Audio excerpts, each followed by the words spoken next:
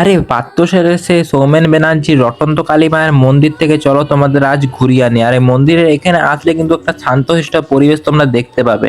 আর এখানে মধ্যে কিন্তু একদম নিরিবিলি পরিবেশের মধ্যেই কিন্তু এই মন্দিরটি রয়েছে। প্রথমে প্রবেশ করলে কিন্তু শ্যামাপদ ব্যানার্জির সেই মন্দিরটি দেখতে হবে। তার পাশেই কিন্তু রয়েছে এক যজ্ঞকুণ্ড এবং তার পাশেই বিরাজ করে রয়েছেন সেই সৌমেন ব্যানার্জির একটা মন্দির। আর এখানের মধ্যেই কিন্তু আসলে তোমরা দেখতে পেয়ে যাবে সুন্দর মহাদেবের একটা মন্দির, তার পাশেই মা রটন্ত কালী বিরাজ করে রয়েছে। আর এখানের মধ্যে কিন্তু এক ধ্যান ঘর রয়েছে। এখানের মধ্যে এসে কিন্তু কিছু কিছু মানুষেরা এখানের মধ্যে এসে ধ্যানও করে এখানের মধ্যে।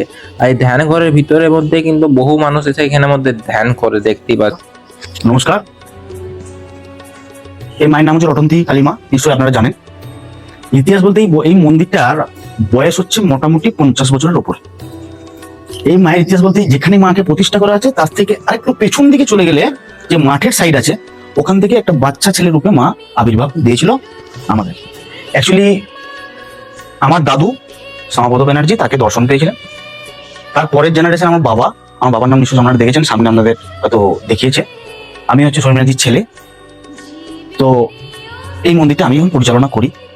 এই মন্দিরের ইতিহাস জানতে গেলে 1.5 ঘন্টা 2 ঘন্টা লাগবে। সংক্ষিপ্ত আকারে আপনাদেরকে বলি, এই মায়ের একটা বিশেষত্ব রূপ হচ্ছে, মায়ের নাম হচ্ছে রটন্তী কালী, মানে সর্বশত্রু বিনাশের যে কালী হয় সেই কালী হচ্ছে মা রটন্তী কালী। এবং মায়ের সব থেকে একটা অপরূপ দৃশ্য হচ্ছে মাঘ মাসে রটন্তী চতুর্দশীতে মায়ের পুজো হয়।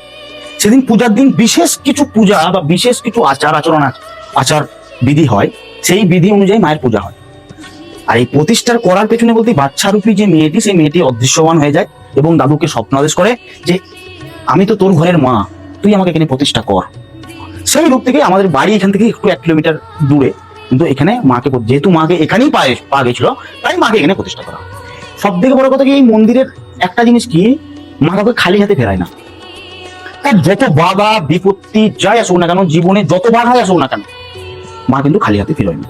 আর এই পাত্রস্থলের রটন্ত কালী মায়ের মন্দিরটি রয়েছে স্টেশনের একদম খুব কাছে। তাছাড়াও কিন্তু এনাদের এই মন্দিরটির লোকেশন গুগল ম্যাপের মধ্যে দেওয়া রয়েছে। তাহলে একদিন চলে এসো এখানের মধ্যে বিকেল বেলায় ঘুরতে।